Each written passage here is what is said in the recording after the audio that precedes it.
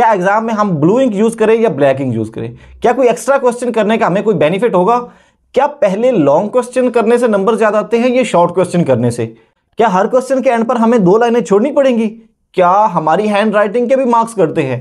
अगर आप इन सब क्वेश्चन से कंफ्यूज हैं तो आज की इस वीडियो में हम इन तमाम क्वेश्चंस को सॉल्व करने जा रहे हैं और तमाम आपकी कंफ्यूजन दूर हो जाएगी। अस्सलाम वालेकुम, my name is Wahid Ali and welcome to my YouTube channel. देखिए, आज की इस वीडियो में हम दोनों टॉपिक्स को कवर करने जा रहे हैं। कुछ वीडियोस में आपको सिर्फ प्रेजेंटेशन स्किल्स मिलेंगी और कुछ वीडियोस में आपको क्वेश्चंस अटेम्प्ट की स्किल्स मिलेगी। तो आज की इस वीडियो में हम दोनों पॉइंट्स को एक सीक्वेंस के साथ समझने की कोशिश करते हैं कि जब आपको एग्जामिनर से आंसर शीट मिलती है, उसके बाद क्वेश्चन पेपर मिलता है और आपने अटेम्प्ट करना है, अटेम्प्ट करने के बाद आपने वो आंसर शीट दोबारा एग्जामिनर को देनी है, तो इस पूरे प्रोसेस के अंदर, इस 3 घंटों के अंदर आपको कौन कौन सी ऐसी स्किल्स चाहिए, कौन कौन सी टिप्स चाहिए, तो आज की इस वीडियो में हम तमाम टिप्स को एक सीक्वेंस के साथ डिस्कस करेंगे। देखिए, जितना कंटेंट को तैयार करना, याद करना, समझना बहुत जरूरी है, कंसेप्ट क्लियर होना बहुत जरूरी है, इसी तरह चीजों को अच्छे तरीके से प्रेजेंट करना, जी हाँ, आंसर शीट के ऊपर प्रेजेंट करना कि एग्जामिनर को आपका पॉइंट ऑफ व्यू समझ आ जाए और आपको वो ज्यादा से ज्यादा मार्क्स दे, ये भी बहुत जरूरी है। तो उसके लिए आपको प्रेजेंटेशन स्किल्स चाहिए और प्रेजेंटेशन स्किल्स आपको प्रैक्टिस के जरिए आएंगे। अगर आपके एग्जाम्स में अभी काफी टाइम बाकी है तो आप अभी से अपनी क्लास टेस्ट के अंदर भी इन स्किल्स को प्रैक्टिस कर सकते हैं ताकि आप वहां भी इन स्किल्स को प्रैक्टिस करें। तो बढ़ते हैं अपनी टिप नंबर 1 की तरफ। देखिए, आपने कोई भी ऐसी स्पेस खाली नहीं छोड़नी, जी हां, अननेसेसरी स्पेस आपने खाली नहीं छोड़नी, जैसे कि पहला पेज हो सकता है ब्लैंक, या आपने बहुत ज्यादा मार्जिन्स लगा दिए हैं, तो इन दोनों चीजों से आपने अवॉइड करना है। पहला पेज आपने ब्लैंक बिल्कुल नहीं छोड़ना, पहले पेज ही आपने स्टार्ट करना है और दूसरे नंबर पर आपने दोनों साइडों पर पेज के 1-1 इंच के आपने मार्जिन्स लगाने हैं। या जिस साइड से आपने स्टार्ट करनी है राइटिंग, यानी अगर आप इंग्लिश लिख रहे हैं तो आप लेफ्ट हैंड से स्टार्ट कर रहे हैं तो आप सिर्फ लेफ्ट साइड पर मार्जिन लगा सकते हो, राइट साइड आप छोड़ सकते हैं। तो पहली टिप में आपने ये करना है, कोई भी स्पेस आपने खाली नहीं छोड़नी और मार्जिन एक प्रॉपर सीक्वेंस के साथ लगाने। तो बढ़ते हैं सेकंड टिप की तरफ। अब आपने मार्जिन लगा लिए, अब आपको क्वेश्चन पेपर मिल गया है, तो उस क्वेश्चन पेपर पे आपने क्या करना है कि एक सीक्वेंस के साथ चीजों को अटेम्प्ट करना है। सबसे पहले पूरे क्वेश्चन पेपर को पढ़ें और एनालाइज करें कि आपने किस पॉइंट से, कौन से सेक्शन से स्टार्ट करना है। For example A, B, C, ये 3 सेक्शन हैं और इन 3 सेक्शंस में आपने A से स्टार्ट करना है या B से या C से, ये आप पे डिपेंड करता है। लेकिन जब भी आपने स्टार्ट करना है, अगर C को स्टार्ट किया है तो C को कंप्लीट करें, C सेक्शन को कंप्लीट करें, फिर B सेक्शन को या फिर A सेक्शन को। तो इस तरह आपने जिस सेक्शन को भी स्टार्ट करना है उस सेक्शन को कंप्लीट करना है। और जैसे ही आपका क्वेश्चन खत्म हो जाए तो उसके नीचे आप चाहे 2 लाइनों की स्पेस भी छोड़ सकते हैं या एक ब्लू मार्कर के साथ आप एक दरमियान में लाइन ड्रॉ कर दें जो जस्ट सेपरेट करे कि यहां पर ये क्वेश्चन खत्म हो गया और ये क्वेश्चन स्टार्ट हो रहा है। तो आप क्वेश्चन का नंबर भी दे सकते हैं और पूरा क्वेश्चन भी कर सकते हैं। It's up to you. अब आपने टाइम को देखना है कि अगर आप क्वेश्चन लिखने में 10 मिनट लगा दो तो फिर आपको जस्ट नंबर लिखना चाहिए। अब आपने क्वेश्चन लिखना स्टार्ट कर दिया, लेकिन आपने कौन सी इंक यूज करनी है? आया कि आपने ब्लैक इंक यूज करनी है या ब्लू इंक यूज करनी है? तो यहां पर मैं आपको बताता चलूं इन तमाम कलर्स की थ्योरी। देखिए, जो ब्लू इंक होती है ये समुद्र के साथ डिनोमिनेट किया गया है। तो जैसे समुद्र बहुत ज्यादा वसी होता है, इसी तरह आपका नॉलेज भी बहुत ज्यादा वसी है, तो आपने as a student blue ink use करनी है। अब रेड इंक का यूज की जाती है, आपके टीचर जो है वो रेड इंक को यूज करते हैं, जो आपके लिखे हुए को ब्रैकेट्स लगाते हैं। जैसे सिग्नल पर रेड लाइट होती है कि यहां पर आपने रुक जाना है, इसी तरह टीचर जो है वो रेड इंक के जरिए आपके वो ब्रैकेट्स लगाता है कि यहां पर आपने ज्यादा लिख दिया, यहां पर कम लिख दिया है। तो चेकिंग के लिए रेड इंक इस्तेमाल होती है। अगर आप एक अथॉरिटी हैं और आप चीजों को मार्क करते हैं, चीजों को फॉरवर्ड करते हैं, तो आपको ग्रीन इंक यूज करनी चाहिए। और अगर आप ऑफिशियल वर्क कर रहे हैं तो वहां पर आपको ब्लैक इंक यूज करनी चाहिए, क्योंकि ब्लैक इंक जो है ये संजीदगी की अलामत है और ऑफिस में ये ब्लैक इंक इसलिए यूज की जाती है। तो एज अ स्टूडेंट आपको ब्लैक इंक यूज नहीं करनी बल्कि ब्लू इंक यूज करनी है, चाहे वो मार्कर हो या पॉइंटर हो या पेन हो। अब बारी आती है कि हमें सबसे पहले शॉर्ट क्वेश्चन करने चाहिए या लॉन्ग क्वेश्चन करने चाहिए। तो देखिए, सबसे पहले आप शॉर्ट क्वेश्चंस को करें। अब शॉर्ट क्वेश्चन को अटेम्प्ट करते वक्त आपने क्या करना है कि आपने ये देखना है कि वहां पर 2 नंबर का अगर सवाल है तो आपने कम से कम 3 पॉइंट्स उसके लिखने हैं। अगर कोई थ्योरी बेस्ड है, अगर कोई इक्वेशन है या कोई मैथमेटिक्स का क्वेश्चन है तो आपने वैसे ही लिखना है। लेकिन अगर लॉन्ग क्वेश्चन की बारी जब आती है तो लॉन्ग क्वेश्चन में ये होता है कि आपने पैराग्राफ्स की शक्ल में, अगर कोई थ्योरी का सब्जेक्ट है, पैराग्राफ लिखना, तो आपने पैराग्राफ को 3 पार्ट्स में डिवाइड करना है। सबसे पहला पार्ट आपका इंट्रो होना चाहिए। उस इंट्रो में आपने उस क्वेश्चन से रिलेटेड जो भी स्टार्टिंग से इब्तदाई सी इंफॉर्मेशन आपके पास मौजूद है आपने उसको लिखना। और इसके बाद आता है मेन कंटेंट। मेन कंटेंट में क्या करना है कि आपने मुख्तलिफ जो पॉइंट्स हैं उनको एलेबोरेट करना है और हेडिंग्स के जरिए आपने लिखना है। बहुत ज्यादा हेडिंग्स भी ना हो और ऐसा ना हो कि उसमें हेडिंग्स हो ही ना।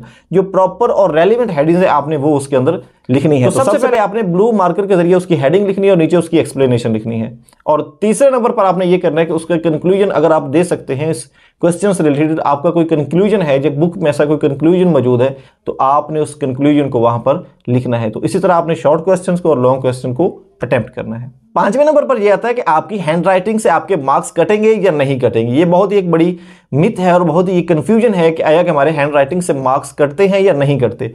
तो देखिए, आपके हैंड राइटिंग के मार्क्स बिल्कुल भी नहीं कटते, लेकिन अगर हैंड राइटिंग के अंदर दो ऐसी क्वालिटीज मौजूद हों तो फिर आपके नंबर नहीं कटेंगे। अगर ये दो क्वालिटीज ना हो तो हो सकता है कि आपके नंबर डिडक्ट हो जाएं। सो द फर्स्ट क्वालिटी ये कि आपकी हैंड राइटिंग रीडेबल हो। जी हाँ, जो भी आपने लिखा है, जिस भी तरह से लिखा है, वो कम से कम पढ़ा जा सके। उसका इतना ज्यादा फॉन्ट साइज भी ना हो, इतना कम फॉन्ट साइज भी ना हो कि वो पढ़ा ही ना जा सके, और बिल्कुल जो है वो ऐसी इलिजिबल हैंड राइटिंग भी ना हो कि एग्जामिनर को समझ ना आए ये क्या लिखा हुआ है। और दूसरी क्वालिटी आपकी ये होनी चाहिए कि आपका जो पेज है, आपकी जो एक लाइन है, उसके अंदर 7 to 8 वर्ड्स ज्यादा से ज्यादा होने चाहिए। बस ये ऐसा भी ना हो कि 200 वर्ड्स का क्वेश्चन है और आपने उसे 3-4 लाइनों में खत्म कर दिया। ये 200 वर्ड के क्वेश्चन आपने पूरी आंसर शीट उसकी भर दी। नहीं, ऐसा नहीं करना।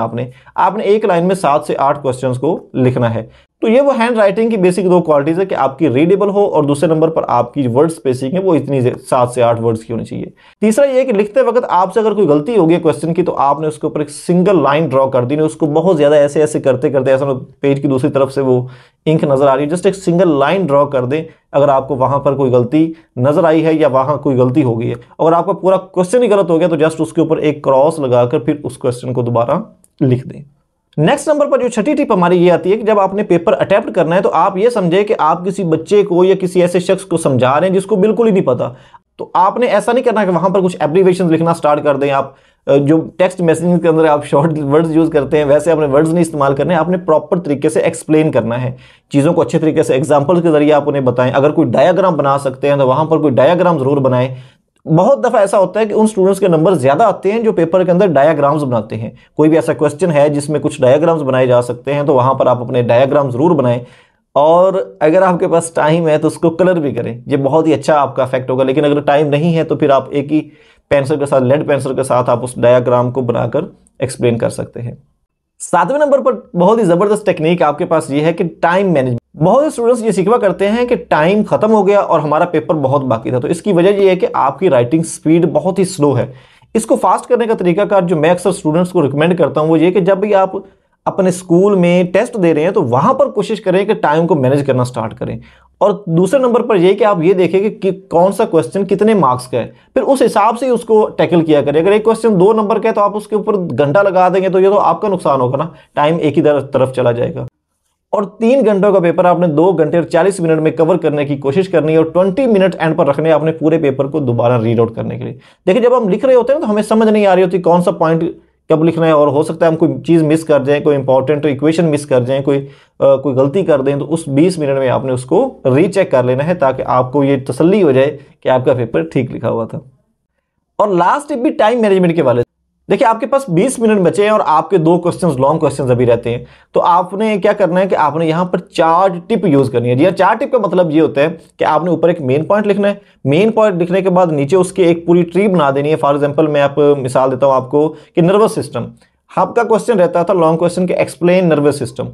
अब आपने क्या करना है, ऊपर नर्वस सिस्टम लिखना है, उसके नीचे लाइन ड्रॉ करके 2 साइडों पर ले, एक साइड पर सेंट्रल नर्वस सिस्टम और दूसरी साइड पर पेरिफेरल नर्वस सिस्टम।